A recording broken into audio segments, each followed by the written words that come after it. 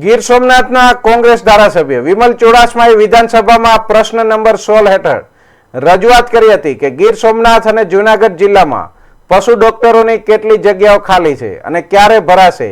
લેખિત જવાબમાં જણાવ્યું કે ગીર સોમનાથમાં 10 અને જૂનાગઢમાં 21 જગ્યાઓ ખાલી છે, જેમાંથી અમુક જગ્યાઓ 1 વર્ષથી અને અમુક 2 વર્ષથી ખાલી છે। ધારાસભ્યએ આક્ષેપ કર્યો કે પશુઓને સારવાર મળતી નથી, ગાયો રસ્તા પર પ્લાસ્ટિક ખાઈ બીમાર પડે છે, છતાં પશુ દવાખાનામાં ડોક્ટર ઉપલબ્ધ નથી। સરકાર તરફથી તાત્કાલિક ભરતીની વાત કરવામાં આવી, પરંતુ ધારાસભ્યએ પ્રશ્ન કર્યો કે આ તાત્કાલિક શબ્દનો અર્થ 1 વર્ષ, 2 વર્ષ કે 3 મહિના। તેમણે શંકા વ્યક્ત કરી કે સરકાર કાયમી ભરતીના બદલે કોન્ટ્રાક્ટ પદ્ધતિ અપનાવી પોતાના પક્ષના લોકોને લાભ આપવા માંગે છે।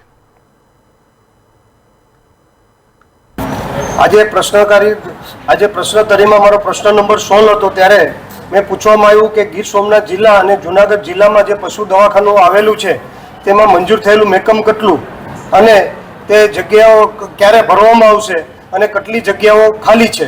ત્યારે મને જવાબમાં દેવામાં આવ્યું કે ગીર સોમનાથ જિલ્લામાં પશુ ડૉક્ટરોની 10 જગ્યા ખાલી છે, જૂનાગઢ જિલ્લામાં 21 જગ્યા ખાલી છે અને આ જગ્યાઓ અંદાજિત અમુક જગ્યાઓ 1 વર્ષથી ખાલી છે, અમુક જગ્યાઓ 2 વર્ષથી ખાલી છે।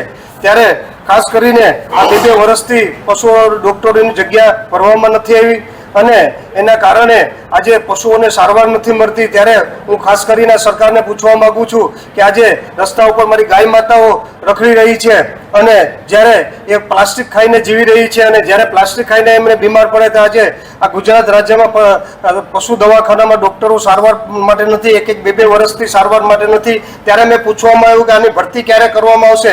ત્યારે સતત હું આ બીજી ટર્મથી ધારાસભ્ય છે, સતત એક જ પ્રશ્ન લખવામાં કે તાત્કાલિક ધોરણે ભરતી કરવામાં આવશે। આ તાત્કાલિક શબ્દ 1 વર્ષ, 2 વર્ષ, 3 મહિના, 2 મહિના જો સરકાર ધારે તો 3 મહિનામાં પણ ભરતી કરી શકે અને આ પશુ દવાખાનામાં ડૉક્ટરોની નિમણૂક કરી શકે અને તેમને ગાયોને અને પશુઓને સારવાર મળી શકે। પણ સરકાર, અમને એવું લાગી રહ્યું છે કે સરકાર છે એ કોન્ટ્રાક્ટ પદ્ધતિ ઉપર જવા માગતી હોય છે અને આ કોન્ટ્રાક્ટ પદ્ધતિ છે તે એમના મળતિયા કે એમના પાર્ટીના લોકોને દેવા માગતી હોય, જેથી જે કોન્ટ્રાક્ટ પદ્ધતિ વધારો કરે અને કાયમીની ભરતી કાયમી માટે નાબૂદ કરવા માગતી હોય। ત્યારે જો સરકાર ઈચ્છતી હોય તો 3 મહિનામાં આ ભરતી કરે અને પશુઓને સારવાર મળી શકે।